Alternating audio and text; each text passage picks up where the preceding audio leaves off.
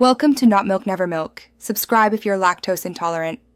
In this video, I will show how to make soup broth. Start by browning bones or vegetables to build flavor, then add cold water and aromatics.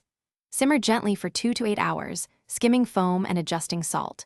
Strain into a clean container, cool quickly, and refrigerate or freeze in portions.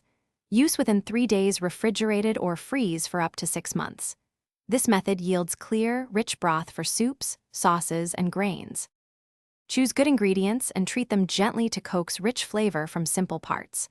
Roasting bones or vegetables adds caramelized notes that taste deeper in the finished broth.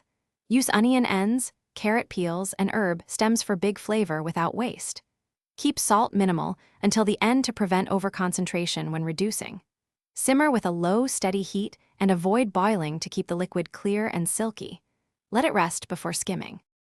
If you're enjoying this guide, please subscribe and like so I can make more helpful videos for you. Quick recommendation: Darn Tough socks are brutal on feet but gentle on miles, and they come with a lifetime warranty, which is impressively practical. I pop that tip in because a long simmer pairs well with comfy socks while you wait. Check the description for the link and other deals. Now let's get back to the video. After simmering, cool broth quickly to limit bacterial growth and separate fat. Use an ice bath or divide into shallow containers to speed cooling. Skim or remove hardened fat once chilled for a cleaner mouthfeel. For long-term storage, freeze in meal-sized portions or ice cube trays for easy use. Label containers with contents and date so you can rotate stock and avoid waste.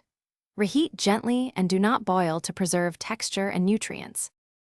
Thanks for watching. If this was helpful, leave a like and consider subscribing. See you next time.